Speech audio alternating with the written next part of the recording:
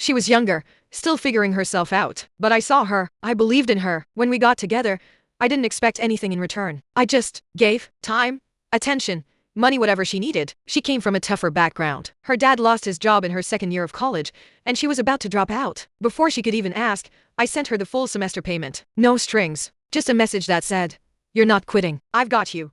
That's how we worked. Or at least, that's what I thought. Over time, I covered half her tuition, paid for her medical bills, even helped out with her rent when she got behind. I never asked for anything back, because in my head, we were a team. But something shifted. It started small, delayed replies, cancelled plans, excuses that didn't quite line up. Then came the "I just need space" phase. Less calls, less touch, less everything. She said she was overwhelmed, that she needed to focus on her future, her studies, her mental health. I bought it, because I trusted her. Until one day, she asked to meet just to talk. We sat in a corner cafe near campus. I remember she kept glancing at her phone more than at me. Mid-sentence, she cut me off and said it. "I think we should take a break." I blinked. A break from what? She looked at me like I was the one being unreasonable. From us. I just need time to breathe. You're a good guy. But I'm not sure I feel the same anymore. It was like being slapped gently. Painful, but polite. I nodded, paid the bill, and stood up. "Take all the time you need."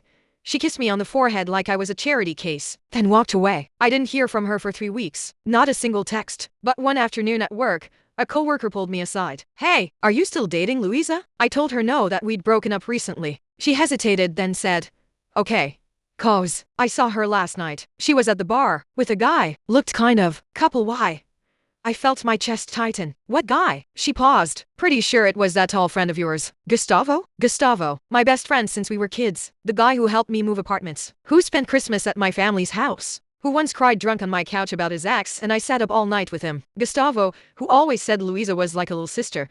I didn't want to believe it, but something in me already knew. I went home, opened Instagram. Nothing obvious. But in the likes and the comments there it was. Hearts, inside jokes, back and forth replies at 2 a.m. And then, the photo. He posted a gym mirror selfie. At first glance, just him. But in the reflection behind him, she was there, sitting on his bed, wearing my hoodie, the one I gave her for her birthday. I didn't scream. I didn't call. I didn't even cry. I just shut down. Sat on my apartment floor for hours, staring at nothing. Every dollar I gave her, every secret I told him, every moment I believed I was building something real, gone. That night, I made a decision. No revenge. No drama. No explanations. I was done playing the loyal fool in someone else's circus. I blocked both of them. Deleted every message. Cancelled the payments I was still sending for her bills. I even donated the stuff she left behind in my apartment. I didn't need closure.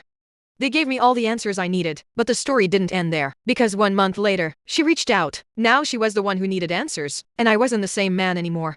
She messaged me like nothing happened, like she didn't set fire to everything we built. Her name popped up on my screen like a ghost. Hey, just that. No apology, no explanation, no guilt. For a second, I just stared at it. It had been over a month since she walked out of my life, or more accurately, since I erased her from mine. And now she was casually texting like we were still something. I didn't reply. 2 days later, "Can we talk?" Still nothing from me. A week passed, then came the long paragraph. "I know things ended weird. I just feel like we didn't really talk things through. I miss you. I miss us." Us? There was no us.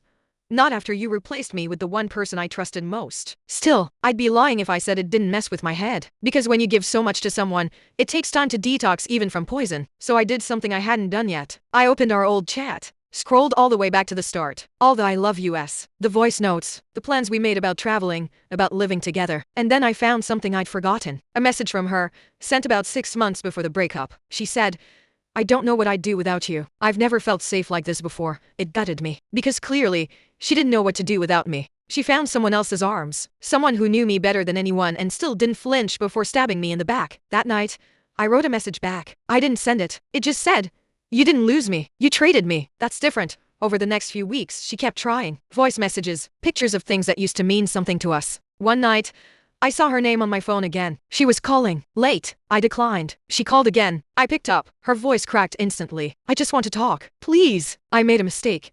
I didn't say anything. She kept going. Said she didn't know what she was thinking. That it just happened. That she thought I'd moved on and she felt alone and confused. Funny how people always say it just happened. As if falling into someone else's bed is like tripping on a sidewalk. I finally spoke. "You had choices. You just didn't choose me." Silence. Then she said the line that hit different. "He wasn't who I thought he was. He's not. You." I laughed. Not because it was funny, but because it was so predictable. She broke something, thinking the grass was greener. And now that it burned down, She wanted to come back to safety, to the guy who paid her bills, held her hand, carried her weight. But that guy was gone. I didn't hang up. I let her talk, not because I wanted to hear it, but because I needed the reminder. I needed to hear her say everything too late. The next morning, I started therapy. Not because of her, because of me, because I wanted to understand why I gave so much to someone who gave me so little in return, why I ignored all the red flags, why being needed felt like love. My therapist asked me something simple. Would you take her back if she truly apologized? I said no without hesitation, and for the first time, I actually meant it. Meanwhile, Gustavo tried to reach out too, texted me a dry "we should talk." I left it on read, the kind of silence that says, you no longer exist here. But the thing is, people like Louisa don't give up easily when their backup plan fails. And she hadn't failed quietly. 2 months after our last call, she showed up at my work, in person. She looked me in the eye like she still had a chance. She didn't. She stood there, smiling like this was a rom-com reunion. But I wasn't her happy ending anymore. I was in the lobby at work, waiting for a client, when I saw her walk through the glass doors. Louisa, hair done, soft makeup, a neutral smile like she was about to return a library book, not show up uninvited after months of silence and betrayal. I froze, not out of shock, but out of disbelief. She walked straight up to me like nothing had happened, like the last time we spoke. She hadn't said Gustavo wasn't who she thought he was, like she hadn't lit a match and left me to burn. Hi, she said it softly, like it still had power over me. We can't do this here, I said, voice low and firm. Please, just 5 minutes, she begged. I led her outside, away from co-workers. Not because I cared what people thought, but because I didn't want her drama staining the space I'd rebuilt. Once outside, she started with the usual script. I've been thinking about everything. About us. I miss what we had. I miss you.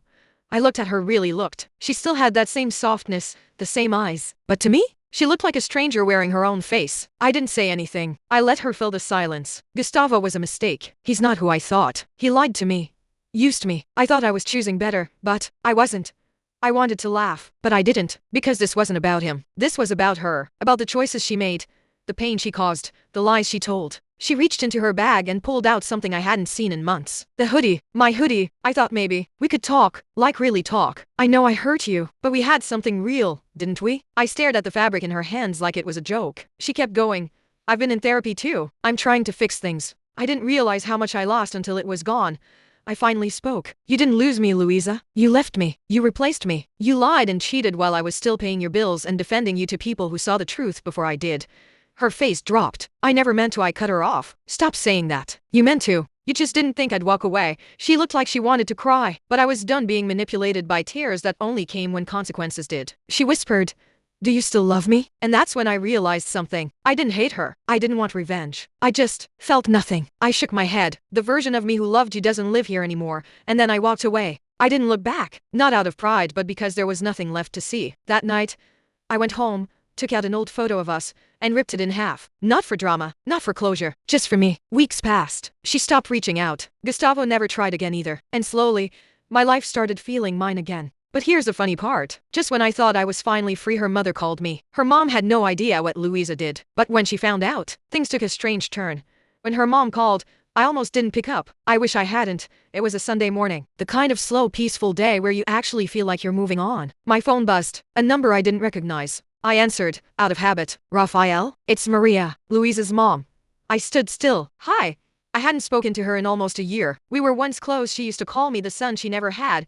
We'd even shared Christmas dinner once, back when Louisa and I were still solid. But now, hearing her voice just felt off. She sounded nervous, polite, like someone walking barefoot over glass. I know this is unexpected, she said, but I wanted to ask if you and Louisa are okay.